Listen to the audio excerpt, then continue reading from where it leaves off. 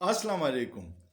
ما د څه تاریخي شخصیاتو ویډیوګانې کړې وي او هغه زما څه دوستانو فالوورز ډېرې خوښې کړې وي، نو زما هم حوصله وکړه چې دغسې نور څه تاریخي شخصیات دي په هغې درته ویډیو وکړمه.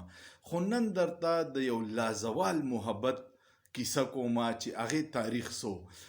د انګریزانو یو لازوال کیسه ده، د رومیو جولیټ په نوم سره یادیږي.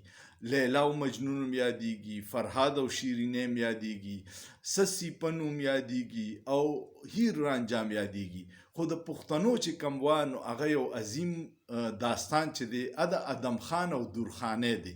نن درته د ادم خان او درخانۍ تاریخ وایم او دا د کمې علاقې او د دوی د مینې څه وشو دا تفصیل درته وایم. د ملکنډ جنسۍ یو علاقه ده، پلې بازدره ورته وایي. پلې د مالټو دپاره هم ډېره مشهوره ده، د پلې مالټې ډېرې بهترین دي. او پلې باندې اوس دا ایکسپریس وی چې لاړه نو پلې کې انټرچینج هم وکړو. پلې مخکې د مین روډ نه کټ وه، داسې اطرخ جیب و. په پلې د بازدره کې د نن نه تقریبا 400 کاله مخکې په 1630 ګیر چاپېره 1413 کې دغلته دا یو د مینې داستان شوی و چې هلته کې ادم خان چې و د حسن خان ملک زوی و او درخانۍ چې وه نو هغه د طاوس ملک لور وه. او دا خاندانونه دغلته ډېر مشهور، د بایوزو او رانیزو یو ډېر مشهور خانان و.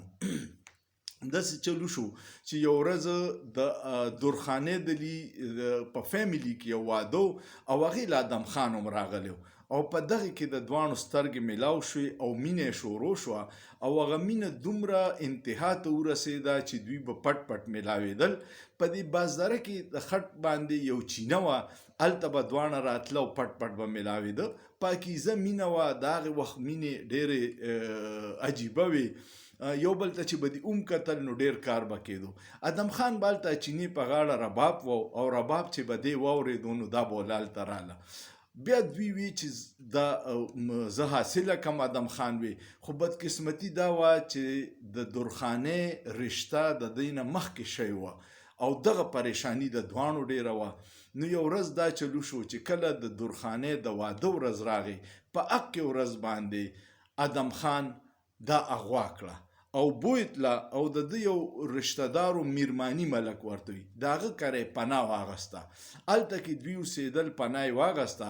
خو یو ورځ چې کله ادم خان کور نو نو د ملک صاحب هغه درخانۍ راوسته او د هغه سخر و پایا ملک هغه ته یې حواله کړه. د دې خبر نه چې ادم خان خبر شو ډېر زیات بیچینه شو، ځکه چې د مینې والا جدایي ډېره زیاته د خفګاني. هغه دا فیصله وکړه چې درخانۍ خو خپل خاوند له لاړه ما ته نشي میلاوېدی.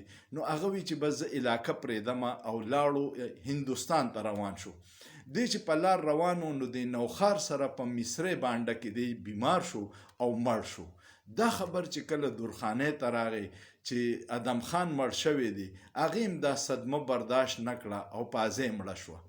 د دې نه پس دواړو خاندانونو دا فیصله وکړه چې په ژوندینو خو میلاو نه شو خو په مړونې نه جدا کوو. نو درخانۍ یې واغسته او په مصرۍ بانډه کې د ادم خان سره خواته خښه کړه. د مینې لازوال داستانونه په تاریخ کې ډېر زیات دي.